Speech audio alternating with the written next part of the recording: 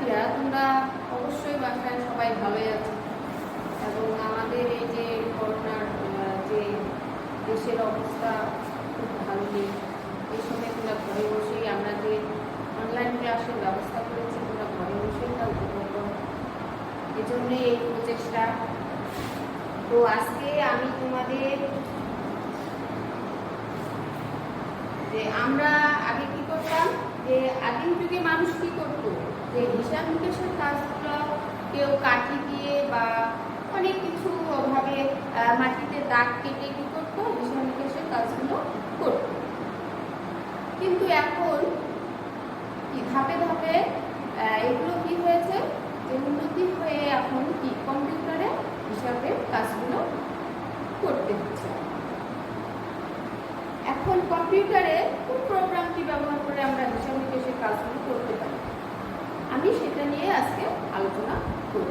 তাহলে আমরা কম্পিউটারে যে হিসাব নিকাশের কাজগুলো করি সেটা স্প্রেডশিট প্রোগ্রামের মাধ্যমে করি। তাহলে আজকে আমাদের আলোচনার বিষয় হচ্ছে স্প্রেডশিট প্রোগ্রাম।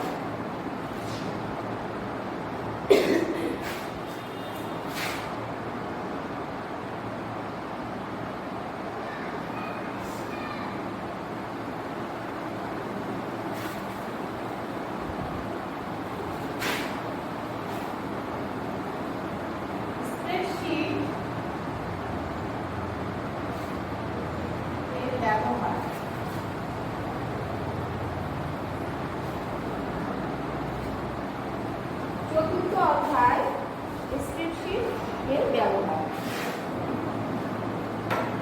তাহলে যে মানুষটাকে কি করতো, আগে দাগ কেটে কাঠি গণনা করে করে হিসাব নিকাশের কাজগুলো করতো। এরপরে কি হিসাব নিকাশের কাজগুলো সুবিধার্থে কি করলো মানুষ, অ্যাবাকাস নামে একটা গণনাকারী যন্ত্র তৈরি করলো। এটা তো এতটা সুবিধা পাওয়া যায় না। তারপরে কি করলো, যে ক্যালকুলেটর তৈরি করলো। এখন পরবর্তীতে যে ক্যালকুলেটরের মধ্যে কিন্তু শুধু হিসাব নিকাশের কাজগুলোই হয়, কিন্তু অন্যান্য কাজগুলো হয় না। এরপরে কি করলো, যে আরো সুবিধা পাওয়ার জন্য কি করলো, যে কম্পিউটারে হিসাব নিকাশের কাজগুলো কিভাবে করা যায়, যে আমরা স্প্রেডশিট ব্যবহার করে কম্পিউটারে তাহলে হিসাব নিকাশের কাজগুলো করতে পারি। এখন স্প্রেডশিট কাকে বলে? স্প্রেডশিট অর্থই হচ্ছে, যে আধিকারিক অর্থই হচ্ছে ছড়ানো বড় মাপের পাতা। স্প্রেড মানে ছড়ানো আর শিট মানে হচ্ছে পাতা। তাহলে স্প্রেডশিট এর অর্থ হচ্ছে ছড়ানো বড় মাপের পাতা।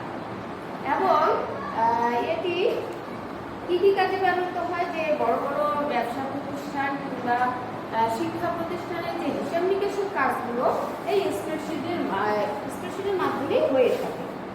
এখন সেই স্প্রেডশিটের সফটওয়্যারগুলো কি কি আমরা দেখবো, যে 70 দশকের শেষের দিকে যে স্প্রেডশিট সর্বপ্রথম কোম্পানি যে অ্যাপোলো কোম্পানি কি করলো, একটা ভিসিক্যাল নামে একটা সফটওয়্যার তৈরি করলো। পরবর্তীতে কি করলো, পরবর্তীতে হচ্ছে এক্সেল এবং এরও পরবর্তীতে অফেন অফিস এগুলো এই সফটওয়্যারগুলো তৈরি করলো। তাহলে এগুলো ব্যবহার করে আমরা কিভাবে হিসাব নিকাশের কাজগুলো করতে পারি আমরা একটু দেখে নেই, যে এবং কিভাবে করব। এখন আমরা পরবর্তী পাঠে যাই, যে স্প্রেডশিট প্রোগ্রামটা আসলে কি এবং কিভাবে এটাতে কাজ করা যাবে। যে আমরা এখানে একটা ছক দেখতে পাচ্ছি, এটাকে কি বলে জানো তোমরা? এটাকে বলা হয়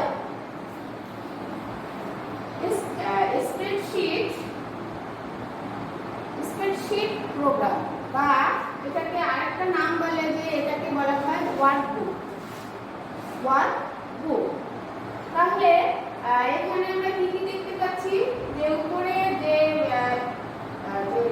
এ B C D E F দেখতে পাচ্ছি, এবং এখানে কি দেখতে পাচ্ছি, যে 1 2 3 4 5 6 7 এগুলো কি আসলে আমরা কি বুঝতে পারি, যে এটা সম্পূর্ণটা আমরা জানি যে এটা একটা টেবিল। ওয়ার্ক।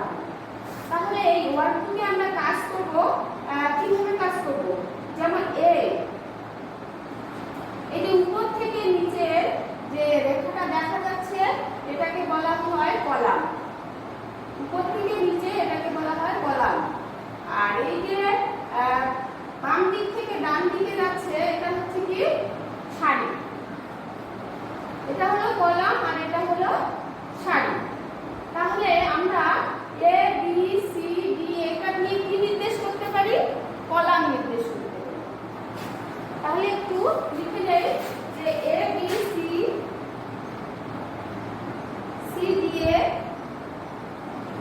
কলাম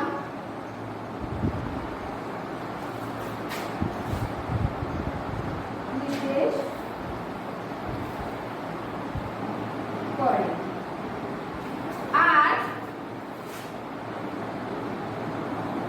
আর তোমাদের দেখো যে 1 2 3 4 এগুলো দিয়ে কি নির্দেশ করে? 1 2 3 4 এটা দিয়ে সারি সারি নির্দেশ করে।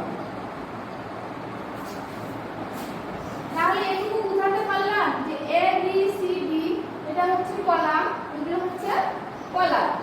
আর 1 2 3 4 এই যে এদিক থেকে যে রেখাটা দেখা যাচ্ছে এটাকে বলা হয় সারি। তাহলে এ বি সি দিয়ে কলাম নির্দেশ করে আর 1 2 3 4 দিয়ে সারি নির্দেশ করে। এখন বলা হচ্ছে যে আমি এখানে যে কলাম আর সারির মিলনের যে একটা ঘর তৈরি হয়েছে, কলাম এবং সারির মিলনের যে একটা ঘর তৈরি হয়েছে এটাকে কি বলে জানো? এটাকে বলা হয় সেল। এই যে আমরা কলাম এবং সারি দিয়ে একটা ঘর পাইছি সেটাকে বলা হয় সেল। সেল। তাহলে এ বি সি ডি দিয়ে কলাম এবং 1 2 3 4 দিয়ে সারি, আর কলাম আর সারির যে মিলনে একটা ঘর তৈরি হয়েছে এটাকে বলা হয় সেল। এগুলো প্রতিটা ঘরে এক একটা সেল। প্রতিটা ঘরকে এক একটা কি বলা হয়? সেল। তাহলে এখন আবার আমরা বলতে পারি যে সেল আবার এই সেলের মধ্যেই কিন্তু কাজ করা যায়। যে সংখ্যা লেখালেখি, যে কোনো নাম বা সংখ্যা, যে কোনো তথ্য তোমরা এখানে এই সেলের মধ্যে দিয়ে কাজ করতে পারো। তাহলে এই সেলকে আবার কয় ভাগে ভাগ করা যায় জানো তোমরা? 2 ভাগে ভাগ করা যায়। কি হয়? এটাকে বলা হয় একটা নিষ্ক্রিয় সেল আর একটা হচ্ছে সক্রিয় সেল। একটা হচ্ছে নিষ্ক্রিয় সেল আর একটা হচ্ছে সক্রিয় সেল। আমি যখন এই সেলটাতে যে কয়েকটা সেলে কাজ করব তখন সেই কয়েকটা সেলে কি হবে? সক্রিয় থাকবে আর বাকিগুলো কি থাকবে? নিষ্ক্রিয়। তাহলে সেল কত প্রকার? 2 প্রকার। একটা হচ্ছে নিষ্ক্রিয় আর একটা হচ্ছে সক্রিয়। তোমাদের এটুকু বুঝাতে পারছি তো? যদি না বুঝে থাকো তোমরা বলবে।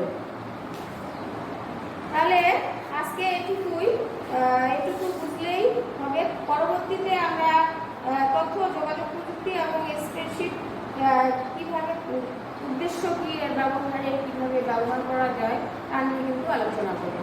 আচ্ছা, তোমরা আজকে এ পর্যন্তই। তোমরা বাসায় বসে ভালো